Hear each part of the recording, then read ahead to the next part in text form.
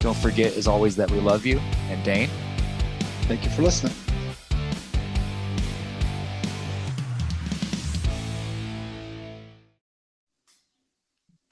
Dane, what's up, man? How you been? Oh, great. The dog days of summer are upon us, and that travel softball is Full looming. swing. It's right in full swing. You just came off a tournament yourself, right? We just got done calling it. Man, we got here just Yeah. in time. We got back about 3:45 or so, calling a tournament here. The girls took third, knocked off a number one team, played an Oklahoma team that took us to Nice. the distance and feeling pretty good. Reagan aging out, done with 12U, man. She's done with 12U ball except Wow. for rec stuff. Crazy, huh? Wow. Feels like they've just begun, I and you thought she still, just turned two. yeah. And I was going to say, you still have the voice to do this evening. So, Yeah, man. I had to save some time because tonight's a big one. And you guys yeah. got a tournament coming up this weekend to showcase, right? Yes. College We'll be team. in Kansas City. Absolutely. At That's the college cool. showcase. Never a dull moment for the chaos. Are Yeah, you guys with the absolutely. chaos, the 29ers, or who are you taking up there? The chaos will be I love it. are back with our chaos girls. Man, I tell you what, you guys, if you get a chance to watch Sid pitch lately, I didn't think she'd get any faster. She's terrifies me. I will not catch a ball for her. She's going as fast. Oh my gosh, she scares me. But speaking of which, you Yeah. guys know this coach coming up, Coach Angela Geurin. We're gonna have her on in a second. The Geurins are amazing. Obviously, we all know SJ. Had a chance to recently interview her. Did some great work with Oklahoma. One of the SEC pitchers of like the run-up of the year in Auburn. Pitched so many games, the leading start-off pitcher. SJ just out there doing, as the kids say, God's work. Her younger daughter pitches is a player as well. Just this Yeah. softball, first family of softball Yeah, coaches, absolutely. teaches, mentors, strong woman of faith. I was like, man, we got to get her on the show. How could Yeah. we not have such a legend on the show? So known around the Austin area and beyond, obviously, in the world of softball. If you hear the name Garen, you know Coach Angela herself. So, Coach, love to have you on. Thanks for being here. How you doing tonight? Thanks for having me. I'm doing great. Awesome. It's Thank you good to for your have you. time this evening. Oh, Absolutely. yeah. Yeah. I know you're busy, got a lot going on with lessons and just the many things you do. So thanks for taking time Yeah. to do this. Coach, obviously the world knows you and your family. Many great things have came from the Gurin family. Both of your daughters play. Obviously, SJ, we're big fans of hers, a good buddy of ours, and your younger daughter plays too. So this is something where we've been watching you produce great athletes and teach the mindset for a long time. We follow what you do on social and just kind of keep an eye on how well you put together these teams. So I'm curious, maybe it's your coaching days, maybe you played. When did how did this begin? The Gurn family, you as a coach, maybe as a player, when did the love for softball start for you? Yeah. Oh, the love for softball for me, it started very young. They didn't really have we didn't have a lot of softball leagues. It wasn't as big. And so when I started, I there were two teams. We played the same teams every week. But I loved it. I loved it. My dad was a baseball pitcher. And I didn't want to be a pitcher, but I ended up being a pitcher because I was tall and lanky and my dad wanted me to be a pitcher. So I that's kind of where it started. And I never thought I'd get into coaching. I really enjoyed sports. Thought I'd probably be like one of the female news, anchors or Yeah, sportscasters that's out yeah. interviewing people. But it always came back to coaching. I always had Mm. someone that said, hey, I need someone to work with my pitchers, and then, hey, can you be my travel ball assistant? And so the last 30 years it's kind of been off and on. And honestly, I think SJ probably told you this, but I didn't want her to play softball Yeah, she did. just Yeah. because I knew how grueling it could be. And I was like, Yeah. can we find an indoor sport, something that I don't know anything about? Let's And do bowling. yeah, Yeah. yeah. So, but she did. She loved softball from the very first time she played. So, and I was able to lay low quite a bit, but then, All Stars came around and they started finding out that I had a background in softball. And Yeah. so I always ended up coaching her in some fashion. Of course, when she learned how to pitch, that was the first thing my husband said because she was a lefty. And he's Mm. like, can you teach her how to pitch? And I was like, well, yeah, but I'm going to do it my way. I'm not going to Right. do it Yeah. like the rest of these coaches in Houston. So if you want me to teach her, you're going to let me do it the way I was taught. Your way. Yeah. And Yeah. Yeah. so, yeah, I was like, in the second you start trying to overstep me and you start talking about other pitching coaches, is like, then you can go pay and take them over Yeah. there. Let them do it. Yeah. Yes. It's Coach Mom, right? Dane, That's you're very right. familiar with that too, because Dane's wife is a coach and a pitching coach as well. So that element of Dane, would you say you and Sid have those battles a few times, don't you? Kind of mediate Oh between yeah. mom and Sid, right? Oh yeah. Well, as I can tell you firsthand, I'm sure your husband will agree. Sometimes you just have to step back and let them just find each of their boundaries, and at the Mm, end of it, it all works out for the better, as we've seen with SJ. I mean, you've done a yeah. phenomenal job with her. With you coaching all these years, like you said, 30 plus years, I'm sure you have many memories of tournaments you've been to, ups and downs. What is maybe one or two tournaments or events that you can kind of remember, whether with your daughters or your team that you've coached, that you kind of stick out in the forefront of your mind that are just phenomenal memories for you? Mm, yeah. Yeah, I think two. One as a player, because I went to a smaller school. I had opportunities to go to bigger schools, but I was really thinking more academic like. And I Mhm. went to Tulsa University, which was at that time pretty brand new. Yeah. So we struggled a lot, but I remember just having a breakout season as a hitter my sophomore year. And there was a game that we were down in Centenary, and we were down quite a bit. And I hit two home runs in that game off of this pitcher because I'd picked her changeup. And I was like, Hmm. Coach, I can hit this girl every time. She's going to throw me this changeup, and I'm going to sit and wait for it. And I hit two home runs, and we ended up coming back and winning that game. Wow. And then as a coach, when I coached at the University of Tulsa under Jamie Pinkerton, we had kind of a rough first year because we lost a lot, in that transition. Hmm. I'm sure you've seen that in many Hmm. other college programs.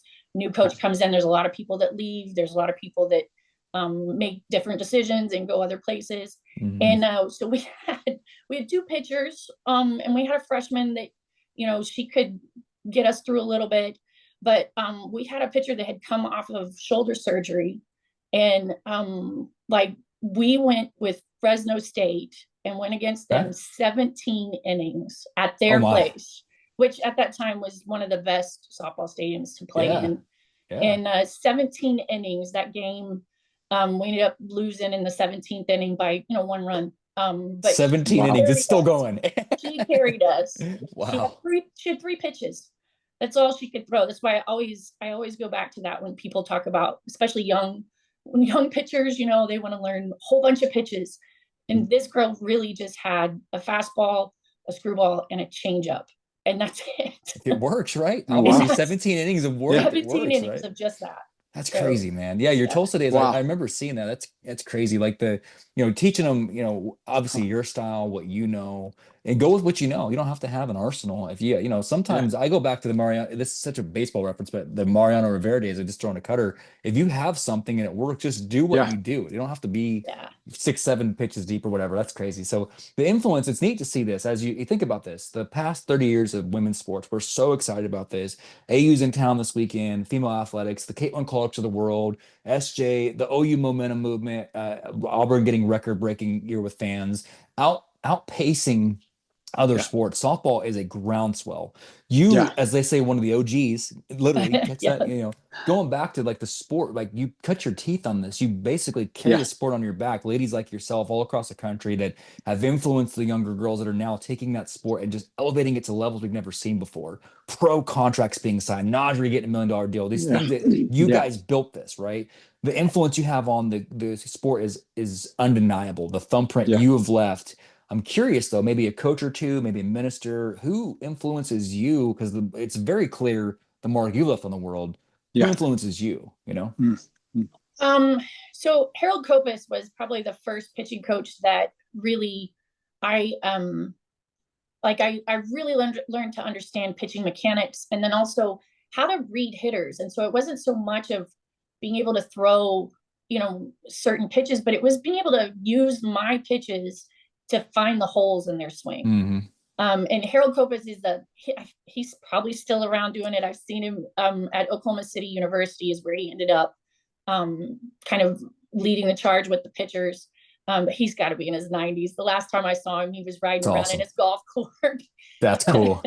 But he taught me so much about how to break things down, and then just the whole aspect of pitch calling, which that was kind of back when I played. That's how I did it. I called my own pitches. So obviously, when I was a pitching coach, I tried to yield to that at times. When I had, again, I had catchers that were really good and batteries that were really good at kind of understanding each other. But that was kind of the gift that I had that Harold helped me I cope love with it, Harold. Well, thank you, Harold. Yeah. Wherever, and it's golf cart riding around out there, Yeah, Yeah. there you go. And Dane, I gotta say this too, because Angela, one of the things that impresses me so much, and this is also part of that movement, which we're so excited to see. Not only have you spread the world of softball, you're a big proponent for your faith, spreading the gospel, spreading Yeah, the news, a absolutely. showcase of talent, humility, spreading the good news. It's insane to see all this coming together. People need that in the world right now, and so I just want to commend you Yeah, how much absolutely. you've spread that, and you're not afraid of your faith. You showcase it so well, and we just want to commend you for that. We think it's amazing. So Yeah, no, I really appreciate that. And like I said, it's really that part. That's my dad and my mom, yeah, honestly, because it started at home with me. love And that. my dad could relate a lot of stuff to softball. And I think Hmm. those life lessons that you have in sports, a lot of them, they go along with what, that's what um I think it was actually my mom that told me this, but she was like, God loves watching you play. Well, I Yeah, never even thought about that. I'm like, God watches sports? Well, yeah, God yeah, watches all kinds of sports. yeah. That's And awesome. so that's kind of something I've also tried to, the teams that I've coached, obviously, not everybody comes from the same background, but Right, I've always right. tried to bring it back into comparisons that I know early on when I coached one of Savannah's travel teams, SJ's travel teams. I still call her Savannah. So, Yeah, yeah. but I we did it was the first time that we started playing on Sundays, honestly. Because usually we would play these little tournaments that were Friday, Saturday, and that was it. And I kind of felt guilty about it because I'm like, they're so young. We're not going to church on Sundays. Yeah. We probably should be. And it was just kind of like, well, why can't church be on the dirt? Right, So right, Yeah. we right. would do our Sunday.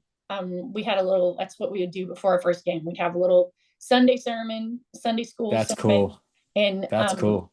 a lot of times it would be stuff that kids would, attribute to what was going on in a game. And so, and even with my youngest, with Scarlett, she had a really difficult game that it was really the best game she's pitched this year. And that's what she kept telling me. She said, Mom, because they're monster hitters. There's probably 5 of them, I think, that are going to like SEC top programs. Wow. They were incredible hitters. And she's just out there doing her thing. But she said, Mom, I just kept thinking, God's going to give me strength. I can do everything through him. And I was I just love like, Yeah, that. okay. I love absolutely. that. So that's what kept her going. And so I've really tried to just, again, reinforce that, because again, life lessons can be learned through anything. God can That's use Yeah. incredible. whatever you're Wow. into. Yeah, That's just a absolutely. cool aspect, having a sermon on the mound, right? I love it. Yeah. Yeah, there So you there go. you go. That's cool. Well, thank you for sharing. That's something I think that Yeah, love it. that's momentum movement. So I just had to showcase that. Go ahead, Dan, before. Yeah.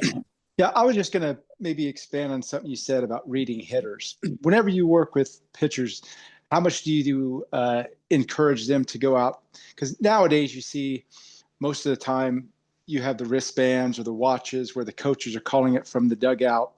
And how much do you encourage your pitchers to look at a batter's tendencies, or what are maybe some cues you have them look at during a game to kind of read certain batters?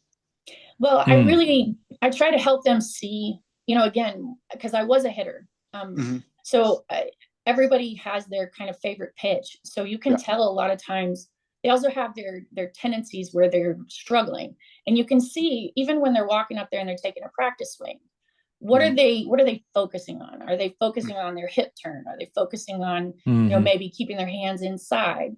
And so it's like those are all clues to what they're doing. And then the other thing is looking at bat path. A lot of kids are taught to swing and they just swing in the same bat path no matter what level, the ball is elevating or going down. It's the same Right, right. exact bat path. So your object is to throw the ball where that bat path is not going to be. So, those type of things I build into, it's a lot easier when you're coaching them. In the private lessons, I do that a lot, but it's mostly based on kids that I have an opportunity to watch them pitch in a game. And there's a lot of coaches that, they don't want you to shake off, but I was never really a proponent for that, because I can't always see what the batter, where the batter's standing close to the plate if I'm on the side. And so I always would rely on my pitchers and my catchers to be able to kind of communicate that. So, hey, they're way off the plate and we're throwing it inside. So we might need to think something different. Yeah. But being able to not just be a robot and just go out there and actually look at what, they're doing. And honestly, my youngest one is probably the best at this. She wants to she's after my own heart. She wants to come back and look at film after every game. I love it. I love it. Yeah. So we'll Film look girl. at hitters, and she wants to see, like, what do you, and she's like, Mom, tell me what you see. What do you see? Then, Yeah.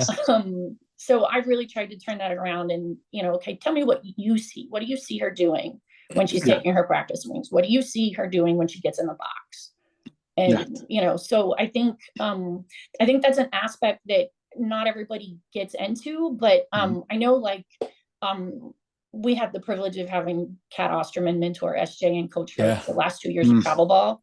And I learned so much from just the way that Kat calls and the way that she works and the way she thinks. And, amazing. She talks about the same things. It's like, you don't have to always have a big repertoire, but you have to know how to use it. Right. And maybe this girl, you don't want to use your curveball on, because that's going to be her swing path, or her pattern. So. See, Dana and I are both parents of pitchers, just like you, both of your daughters. So I'm eating this stuff up. I'm making notes. I'm just like, yep, say some more. Yep, I love it. Hey, we just said this. Maybe if they hear it from Coach Geurin, they'll believe us, because we say this 100 times, but it's somebody successful saying it, right, Dane? Yeah, right? Absolutely.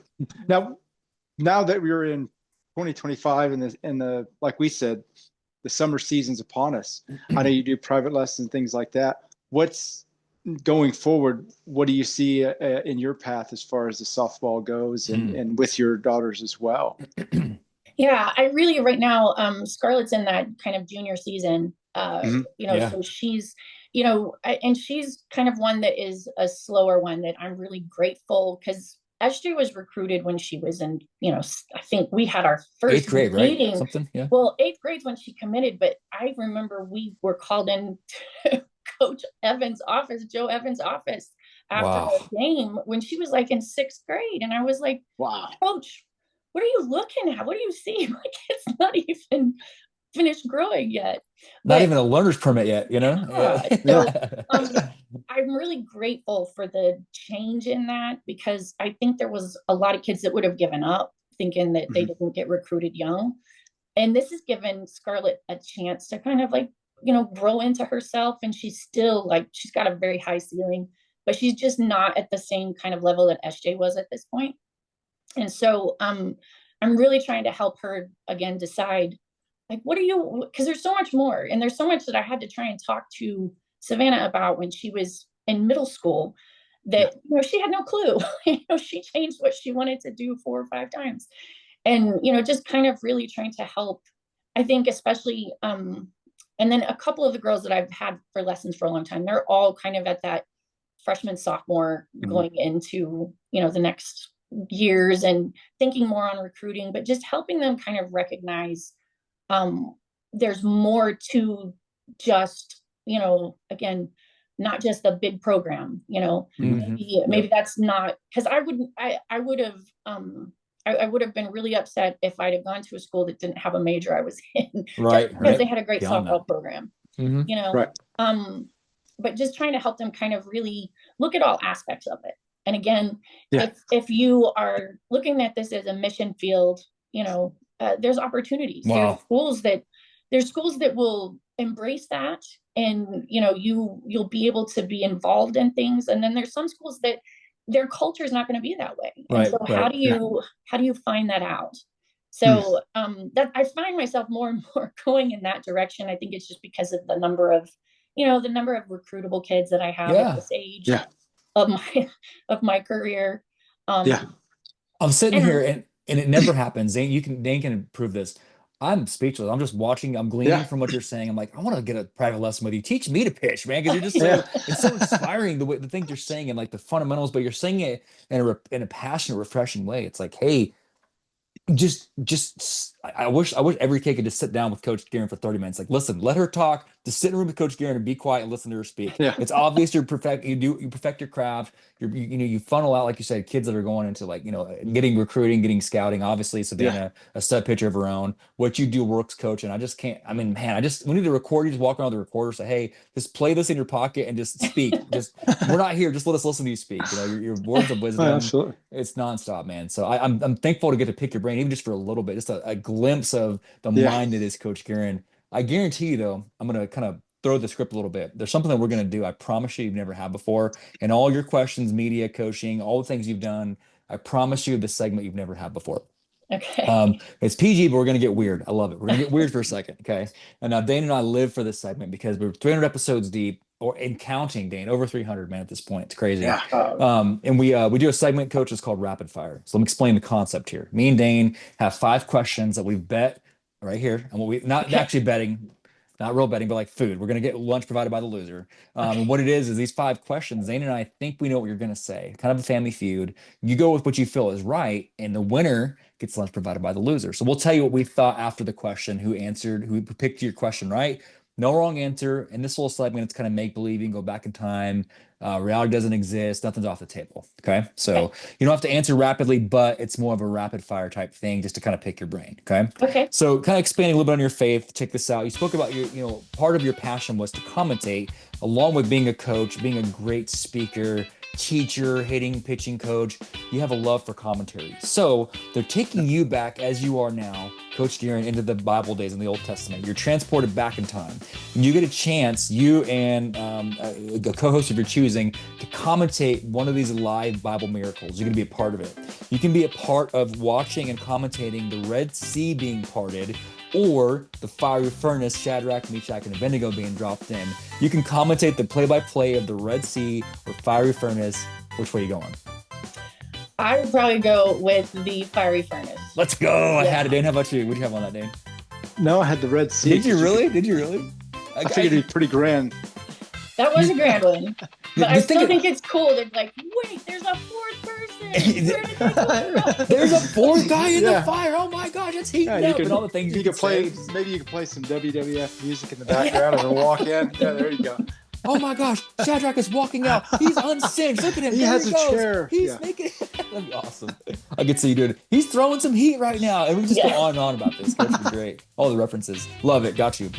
Question 2. This is a big thing. After Sunday church, a lot of times people like to have, Sunday baseball, Sunday softball is kind of a thing. Sunday, lunch after church, things like that. So you're transplanted, Coach Geurin, into the New Testament.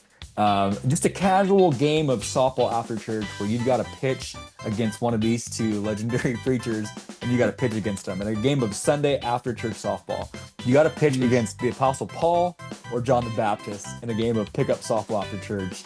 Paul, John the Baptist, who are you pitching against? I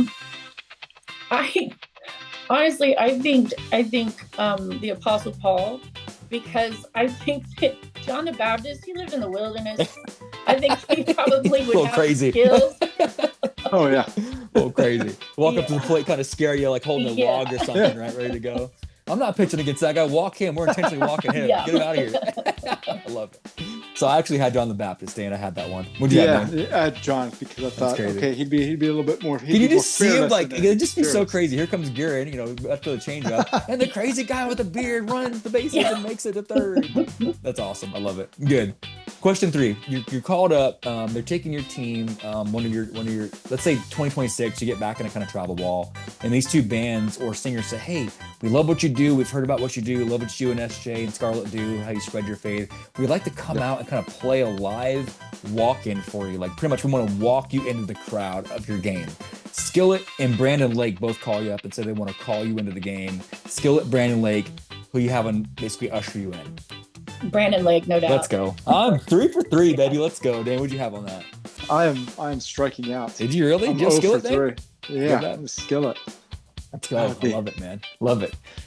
Question 4, and I'm not happy that I'm winning, Dane, but I really am. So let's say question 4. You're going to be a part, they call it analyst, consultant, whatever the word is. You're going to be a part of the reboot as female athletics continues to rise and gain its popularity as it should. they're going to remake one of these two classics and make it a male or a female lead character. Okay, they're going to remake Field of Dreams, and they're also going to remake Angels in the Outfield. You're going to be a consultant on the script with, your daughters are going to play in this. They're going to be a part of it. Female leader in this role. Angels in the Outfield, Field of Dreams. Which movie you want to go with? You choose. Mine would be Field of Dreams, no doubt, because Let's I go. think now we have a history where we could have those older players coming. Let's go. Let's Oh, go. yeah. Dan, Yeah. what'd you have on that, man? What'd you have? Field of Dreams. I figured that'd Let's be go. that'd be a Let's little go. bit Let's go. easier one. I got you. Let's go. So last question. This is a little bit more of like 80s rock question for you. Okay. So your next tournament, you show up. I've always wondered too, and no coach will ever tell me. I don't expect you to tell me either. When coaches make mound visits, I always wonder what they're saying. Nobody will ever tell me. I'm like, there's got to be some kind of code or something they're doing. But let's say your next game you're playing with your players, you have to do a mound visit, and the pitcher's rattled, bases loaded, 2 outs. They're trying to get out of this jam. You have to talk to your player on the mound, but you can only use song lyrics from one of these two bands. You have to talk to them, calm them down using song lyrics from one of these two bands. You can go with Pink Floyd. Actually, I guess that's kind of early 80s. You can go with Pink Floyd lyrics or Van Halen lyrics. The kid has no idea what this says, but you got to coach them using lyrics from these two bands. Pink Floyd, Van Halen. Which way are you going? That's actually a tough one. 'Cause I like both of them. Okay, I'll go with Van Halen. Oh my gosh, I had my first one wrong. Dan, what'd you have on that? Oh yeah, Van Halen. That gives me like I get up, Yeah. jump, kind of those little things in there. Yeah. I thought you maybe could Panama, go, all that. yeah, all these crazy deep things, and the kids be like, what are you talking about? Right? They don't know who this is, right? Well, thank you, Coach, for being a good sport. It's a little segment we do called Rapid Fire, so I appreciate you being a good sport. Hopefully something different than what you've had in the past. I appreciate you. Give it back to Dane for the last segment. This last segment, Coach, we call it open mic. We open up the floor to our guests to maybe talk to some of those next generation, those up and coming either ball players, athletes, musicians, whatever that next generation wants to aspire to be great at. Through all of your years of coaching, I'm sure you have many, but are there maybe one particular mantra or maybe a philosophy that you carried that to different teams that you've coached through these years or private lessons that you give? Is there something that maybe you can give to that next generation to kind of help them along their path? Maybe some words of wisdom? I have a big one that I've always used is that you don't lose, you learn. I think that's huge because so many times you can be absolutely defeated from a loss, but that's not really the way you should look at it, because as long as you have another day that you're playing, what's the lesson that you learned? What did you learn from that? What did you learn? I love it. I think that kind of helps you grow. Because I think that one of the things is a lot of people that I've worked with, they lose confidence in themselves, but it's because they might they might get in a rut where they're getting defeated a lot. And I know, you know my daughter, and she struggled, and I remember her coming back from the fall into the winter and just being defeated. And she's like, I just don't know if I'm good. And I'm like, do you want to be good? Do you really want to be good? And I was like, so what did you learn? What did you learn from all of this fall? And I was like, okay, so let's go work. All these lessons, we'll work. And she came back stronger than I think I'd ever expected her to be. Monster season too. Yeah. Absolutely. But it's just, I think that perspective of, especially when you think about softball, you've got young kids, and they're already thinking about college, and hopefully they're gonna, with the new pro league, the way that they've got it, there's so much aspiration, I think, to look forward that I didn't have. So I think that being able to kind of help them on that long journey, realizing that every opportunity you have to learn is a great opportunity. I think it helps keep it in perspective. Wow. That you're always, because it's easy to get defeated. It just really is. This is a game of failure. It really is. And Coach, you say this, and it makes me thankful because we had some of those discussions today with our girls in the game because we lost in the semis and all that. And it's like, hey, don't be defeated. It's so great to hear someone who's at an elite level like you. You've coached, obviously, your daughter's top tier. You've coached top talent. And the fact that your lessons are not that far off from what we need to hear at this 12U. It Yeah. doesn't change. Am I right, Dane? It doesn't matter how old they are in the game. Yeah. The lessons are, it's still the same lesson. Learn from it, pick your head up, dust off your cleats, go out there again, get on the Yeah. field. I can do all things. I mean, it never fails to amaze me how sound that information is, and it never changes no matter how deep you get into sport, right, Dane? Yeah, absolutely. And with the message like you don't lose, you learn. I mean, That's like you great. said, when you ask the question, it takes all the focus off of what just happened and Mm, puts it on taking another step forward. So wow. it's a great lesson for all those kids out there that, That's want to great. do something great. You always have Wow. to ask questions, and to ask questions, you have to be humble. So Right. you're gonna have to do nothing but learn. Yes. So Well, it's a Coach, great it's no message. wonder. Like I said, we followed you from and getting a chance to know you Yeah. has been such a great privilege of mine. No wonder people love Yeah. your family, all of you. And there's every time I mention your name, I was telling people today, like it was cool. I got to be cool today. Like, Yeah. hey, I'm interviewing Coach Geurin. Like, Yeah. what? Tell her I said hi. I have a list of names I'm supposed to read off to you, but I Me too. lost them. And I'm like, oh my bad. Sorry guys, I put in my pocket in the game. But like your influence is huge. People love what you do. So thank you for taking time to do Yeah. this. It goes Absolutely. without saying that let this be the first of many. As your season continues and you continue to evolve your style, as Scarlett grows in the game as well. We'd love to have you both back on again in the future. Yeah. No, you always have a home here and we're rooting for you. And we just can't wait to do this again sometime. Okay. So I Absolutely. really appreciate it. Thank you so Yeah. much. Like I of said, Thank you, course. I'm Coach. honored to be here. I really Of am. course. Coach, So remember what we thank you. said. If you're ever in this area, if you're ever in Wichita area, if we're in the Dallas, Austin area, we'll look you up and we'll stay in touch. I'll get your information. But let's make sure this is the first of many. Congrats on another great year for you and Scarlett, and Yeah. many blessings to come. And just thanks for making the Yeah. time to do Absolutely. this. Okay. Thank you so much. Thank you, Thank you, Coach. Coach. Much love. So, then I'm telling you, man, that coach, it's true. She is the reason that SJ and Scarlett are where they are, and those elite people come from elite coaches like her. Wasn't she awesome? Yeah. Yeah. I love it. And the base of their faith is what kind of drives the whole ship, as they say. Mhm. You can't go forward without everybody being on the same page. Mm. And what a base to start from with your faith like that, and you go forward because that is where your discipline comes from as well.